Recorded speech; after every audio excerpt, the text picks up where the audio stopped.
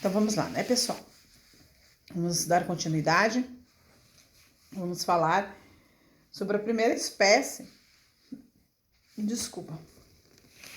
Sobre a primeira espécie do direito real de garantia, que é o penhor.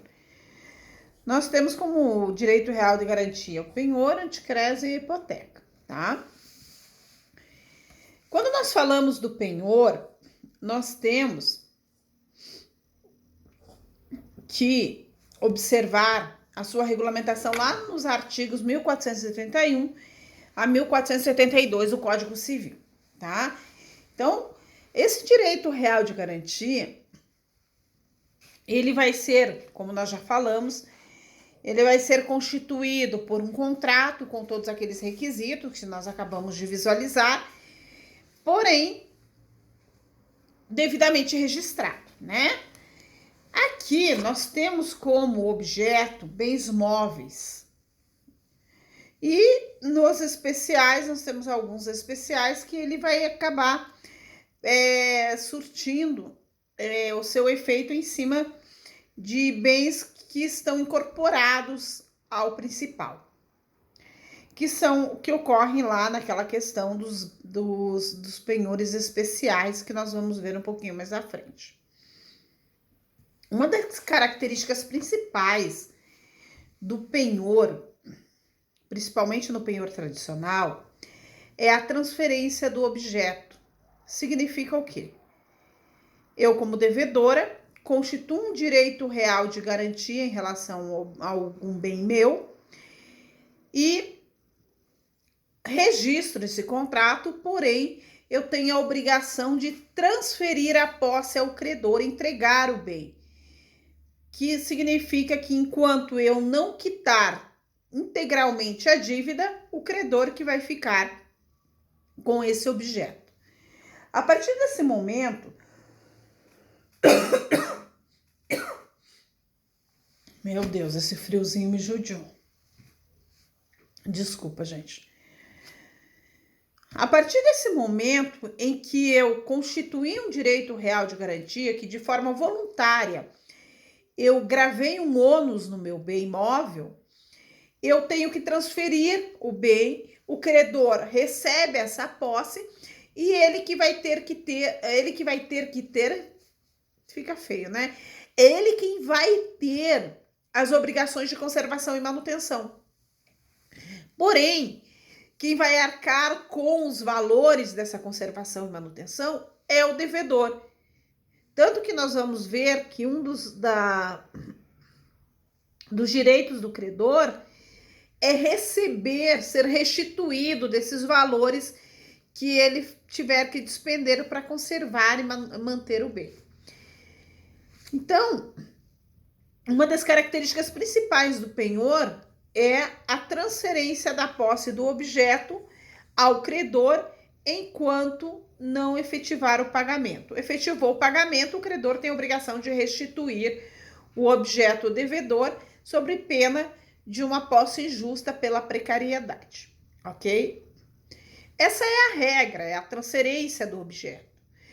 Porém, existem algumas exceções que são sobre os penhores especiais, que nós temos aí o penhor que não exige a transferência do objeto. Significa o quê? Mesmo que o devedor constitua esse direito real, o objeto vai se manter na posse do devedor.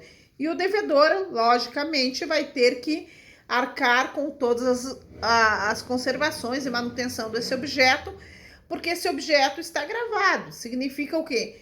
Se ele não pagar a dívida, ele vai ter que entregar esse bem, né, ao credor. Então, ele tem que cuidar, por mais que a propriedade seja dele, ele ainda tem que cuidar mais do que cuidaria, porque ele deu em garantia. Se ele não pagar, o credor pode escutir esse bem para fazer uma venda, né? Uma venda direta ou até mesmo uma venda em asta pública.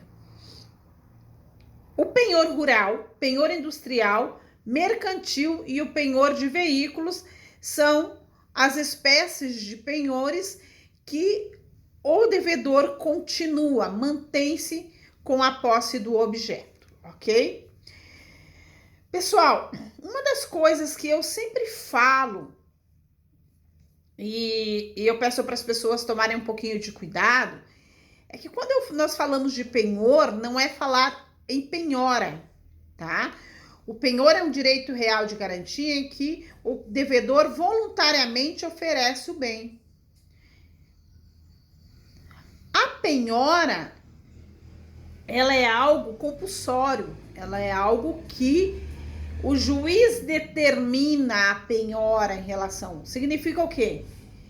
No penhor, eu realizo uma obrigação, um negócio jurídico, e se porventura eu não pagar, o credor pode discutir o bem para vender. Agora, na penhora, eu já não paguei a dívida, né?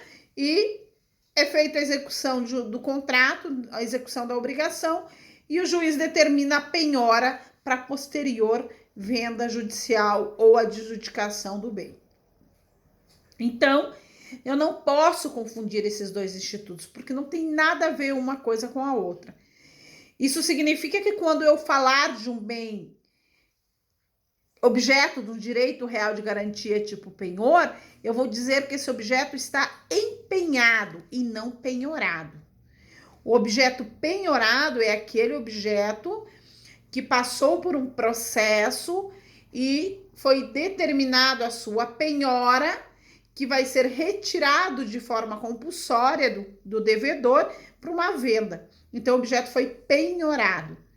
Agora, quando ele é dado voluntariamente para garantir uma dívida em forma de penhor, nós chamamos um objeto empenhado. Quem são? Então, preste bem atenção em relação a isso, hein? Quem são as partes, né, desse direito real de penhor? Nós temos credor e devedor, mas daí nós vamos ter que denominá-los de forma diferenciada, porque esses caras, eles possuem um direito real de garantia em relação a esse débito. Nós teremos o credor pignoratício e o devedor pignoratício. Então, toda aquela parte, né, todo credor e devedor que tenha como garantia um penhor, nós chamaremos de pignoratício. Objeto, como eu já falei, são bens móveis, podendo ser bens, até mesmo bens imóveis ou infungíveis, em decorrência do penhor especial, né? A situação que nós precisamos, que sempre se pergunta é: há possibilidade de um subpenhor? Há possibilidade de apresentar, né, uma garantia e posterior a isso fazer outra dívida e dar em garantia o mesmo bem? Isso é a questão do subpenhor. Se nós formos analisar que o penhor tradicional nós transferimos a posse do objeto, nós entendemos que nós não temos possibilidade de fazer isso. Porém, nos casos de penhores especiais, que são aqueles que nós já vimos, rural, industrial, mercantil e de veículos, há sim uma possibilidade do subpenhor, desde que autorizado no contrato principal, ok? Desde que não exista o primeiro credor pignoratício não tenha constado no contrato a vedação de realizar esse subpenhor. E quando existir subpenhor, sempre lembrando que quem terá preferência será o credor pignoratício que primeiro tiver constituído o seu direito real de garantia. Nós precisamos visualizar quais são os direitos desse credor pignoratício, né? Ele tem direitos. Desculpa, pessoal. Ele possui direitos, como também possui suas obrigações, né? Então, o primeiro direito que o credor pignoratício tem quando for um penhor, quase falei penhor. Se a professora erra, por que nós não podemos? Gente, não errei, tá? Então, vamos voltar. Se o penhor for tradicional, a primeira, vamos mudar a minha frase. Se não for penhor naquelas modalidades em que o devedor se mantém na posse, o primeiro direito do credor pignoratício é receber o objeto, a posse do objeto, correto? E ter esse objeto até o momento do pagamento. E quando eu falo até o momento do pagamento, é o pagamento da dívida principal, dos seus juros e dos ressarcimentos em relação às indenizações de conservação e manutenção que esse credor tenha feito, porque o devedor tem a obrigação de realizar esses ressarcimentos, tá? Então, a segunda é a retenção do objeto, né? É a retenção do objeto enquanto ele não receber o valor total desse bem, dessa dívida. Direito de ressarcimento dos prejuízos. Se porventura ele tiver algum prejuízo em decorrência daquele objeto, o credor pode ser ressarcido. Se ele não for ressarcido, ele pode reter o objeto. E se ele não receber a dívida e nem o ressarcimento e nem as despesas de conservação e manutenção, ele pode fazer a execução judicial ou a venda amigável. Aquilo que nós falamos, excutir o bem e cobrar a dívida lá e fazer a asta pública. Porém, há possibilidade de uma venda amigável, e essa venda amigável ela precisa estar prevista, autorizada no contrato. Se não estiver autorizada no contrato, nós vamos fazer a venda à execução judicial, ok? Lembrando que enquanto o credor estiver com o bem, ele não pode usar do bem, mas se porventura ele tiver alguma percepção dos frutos em relação a esse bem, né, que ele tiver em penhor, ele tiver com o bem empenhado, e o credor tiver, né, com a posse desse bem, porventura tiver alguns frutos inerentes a esse bem, ele tem que compensar com o valor da dívida. Ele tem que ir fazendo o abatimento, porque ele não tem o direito de fruir sem fazer essa compensação da dívida. E também tem o direito de realizar a venda antecipada mediante autorização judicial. O que é essa venda antecipada mediante autorização judicial? É aquelas situações que nós vimos na parte geral, que há a possibilidade do credor considerar vencida antecipadamente a dívida. Ele considerou antecipadamente a dívida porque demonstrou aquelas situações, ele pede uma autorização para o juiz autoriza ele fazer a venda judicial, porém, o devedor tem a possibilidade de evitar que isso aconteça, indo lá e pagando antecipadamente esse débito, ok? Ou substituindo o bem ou reforçando, se for no caso de reforço ou substituição que ele deveria ter feito. Mas como nós sabemos que nem tudo são flores, né? Nós precisamos não ter só direitos, mas nós também temos obrigações. O credor pignoratício, no momento em que ele recebe o bem, ele tem a custódia do bem. Significa que ele tem a obrigação de praticar todos os atos de conservação e manutenção, evitando o perecimento do objeto. Porque se ocorrer o perecimento do objeto, ele vai ter que fazer o ressarcimento desse objeto. Ele vai ter que indenizar, né, o devedor. Por quê? Porque no final da dívida, no final do contrato, se o devedor efetivar o pagamento pactuado, o credor tem que restituir esse bem. Mas e se esse bem se perdeu enquanto estava com ele? Então, ele tem a obrigação de praticar todos os atos de conservação e manutenção, tem que ressarcir todos os prejuízos, ressarcir o valor dos frutos que ele se apropriar, se ele não realizar a compensação da dívida, tem a obrigação, tendo em vista que ele tem a posse, de defender a posse, se um terceiro vir a lesar essa posse, né? E além de praticar atos de defesa da posse, ele tem a obrigação de comunicar o devedor quais foram os meios que ele praticou para a defesa dessa posse e o porquê ele o fez, né? E declarar quem está lesando esse direito de posse. Ao final, ele tem a obrigação, como eu já falei, de restituir o bem quando o devedor efetivar o pagamento integral. Quando eu falo em pagamento integral, é pagamento da dívida principal, juros, questão de ressarcimento dos valores de conservação e manutenção, porque ele também, nós vimos anteriormente, tem a possibilidade de retenção, se isso não acontecer. E se porventura o credor, né, vence a dívida e o devedor não efetiva o pagamento, o credor pode realizar a venda judicial. Significa o que na questão da venda judicial? Ele pode excutir o bem, efetiva a venda judicial. Vamos entender, eu digo assim, vamos sonhar, né? Que, de repente, o valor que foi arrecadado com essa venda judicial ou com essa venda amigável foi maior do que os valores que o devedor ainda estava em débito.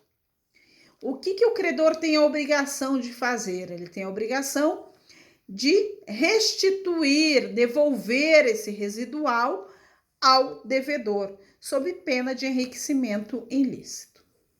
Tudo bem? Então, essas são as obrigações do credor pignoratício. Mas como nós vimos que é um contrato e que ele precisa ter, como que eu posso dizer? Ele precisa ter mais de uma parte, nós precisamos, então, verificar as obrigações e direitos do devedor pignoratício, né? Então, no momento em que ele efetiva o contrato e constitui um direito real de garantia, esse credor, esse devedor, deixa eu abrir o slide aqui para eu acompanhar, para não perder vocês aí. Esse devedor passa a ter a primeira obrigação, que é o quê? Entregar o bem, né, a posse do bem ao credor, quando não for aquelas situações de penhores especiais.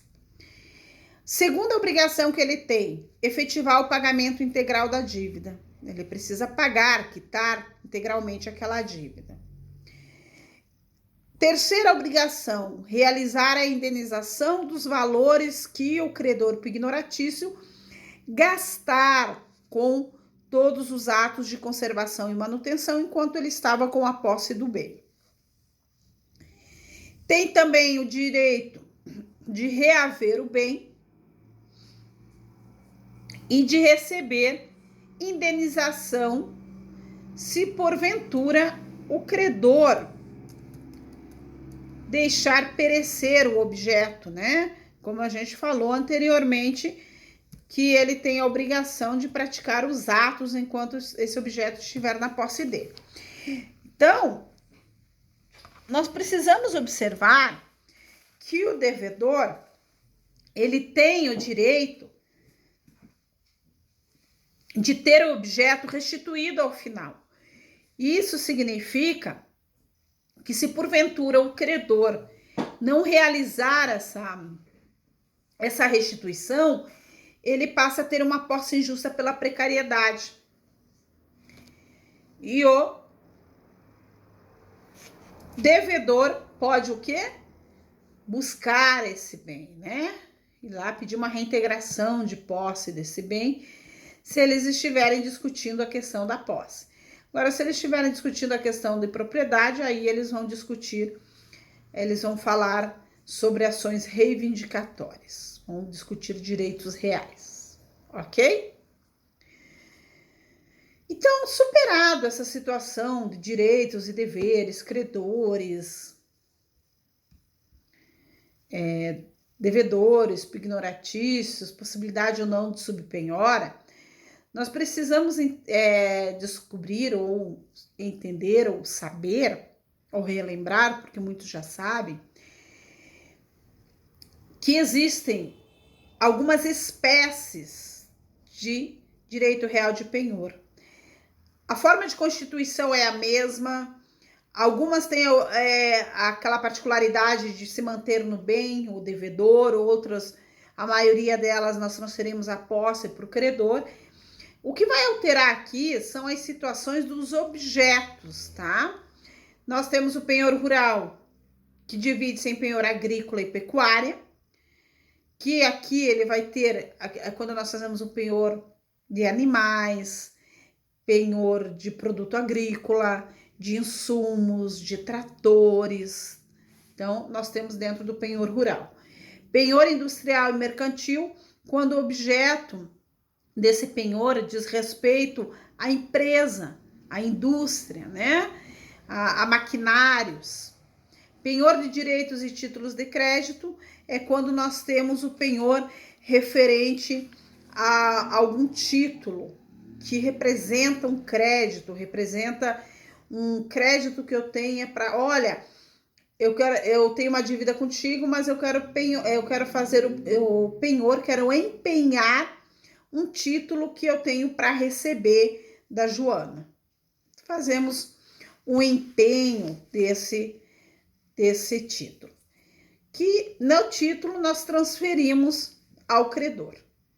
Penhor de veículos, que o objeto já diz, é um veículo automotivo, e o penhor legal, que é aquele penhor previsto na legislação, em que nós temos, né, a obrigação de respeitá-lo, porque a própria lei determina que naquela situação nós estamos diante de um penhor legal, né? Não podemos nem discutir essa questão do penhor. O artigo 1467, ele dispõe sobre o penhor legal. São credores pignoratícios independentemente de convenção. Os hospedeiros ou fornecedores de pousada ou alimento sobre as bagagens, móveis, joias ou dinheiro que seus consumidores ou fregueses tiverem consigo nas respectivas casas ou estabelecimento pelas despesas e consumo. O dono do prédio rústico ou urbano sobre os bens móveis que o rendeiro ou inquilino tiver guarnecendo o mesmo prédio pelas rendas e aluguéis. Significa o quê? Que o penhor legal, ele dispõe, olha, em determinada situação, você já tem o bem empenhado. Se ele, porventura, não efetivar o pagamento que ele deveria efetivar, você pode reter esse objeto e vender. Você chega num hotel, entra num hotel e dorme lá, faz uso do restaurante, e na hora de ir embora você não quer pagar. A legislação dispõe, olha, o dono deste hotel pode fazer a retenção do objeto porque ele tem o penhor desse objeto e pode até mesmo realizar a venda desse objeto. Mas o que ele vai fazer? Ele retém os objetos do devedor, pede uma homologação judicial desse empenho e depois ele pode excutir o bem e fazer a venda judicial, ok? Em relação a esses penhores, eu gostaria que vocês derem uma olhadinha na particularidade de cada um, a questão dos seus objetos, que isso basta vocês lerem um artigo que vocês vão conseguir identificar, ok? Porque a regra geral é muito simples, então eu preciso que vocês realmente vejam a questão de convencionar.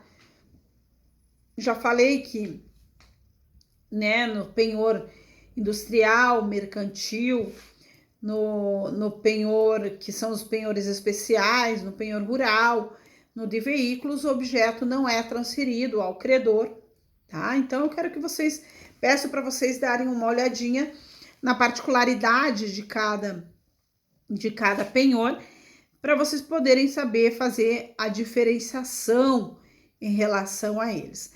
Mas praticamente o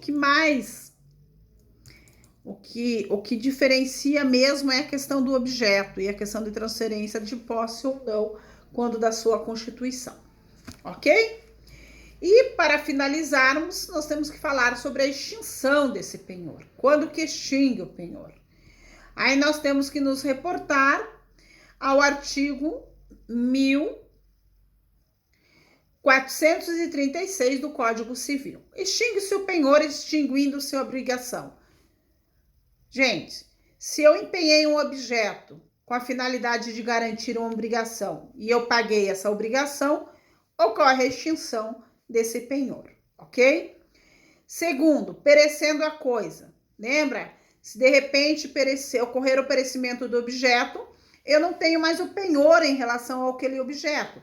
Mas isso é uma causa de possibilidade do credor considerar vencido antecipadamente essa dívida, podendo excutir o bem, mas antes ele vai pedir uma substituição do bem, né? Então, segunda situação é perecendo a coisa. Eu não tenho mais o objeto, não tenho mais o direito real de garantia, mas o credor tem a possibilidade de exigir uma nova substituição daquele objeto. Se o devedor não o fizer, ele pode considerar antecipadamente vencida essa dívida e executar essa dívida. Terceiro, a renúncia do credor. O credor abre mão desse direito real de garantia. Gente, não é abrir mão da dívida, é abrir mão da garantia. Quarto, é a questão da confusão, né? O credor e o devedor se confundem na mesma pessoa. E a última é pela adjudicação judicial ou pagamento da dívida ou venda da coisa empenhada. Significa que, o que é adjudicar? É quando vai discutido no momento em que o juiz determina lá se quer que vá para a asta pública, o que quer, o credor fala, eu quero adjudicar, né? Eu quero a propriedade. Daí, legalmente, lá, judicialmente, o juiz vai determinar. Ele não é possível ser pactuado no contrato, mas por adjudicação ele pode adquirir a propriedade, ok? Então, essas são as considerações que eu tinha para passar a vocês sobre penhor. Espero que vocês tenham entendido. Próxima situação que nós vamos falar é sobre hipoteca, que também é uma outra forma de direitos reais e garantia, que segue todo o raciocínio que nós falamos até agora, na parte geral, mas ela tem a sua, eu digo assim, ela diferencia-se em relação ao objeto, né? O que pode ser objeto dessa hipoteca. Então, no próximo vídeo falaremos um pouquinho a respeito desse instituto que é a hipoteca. Obrigada.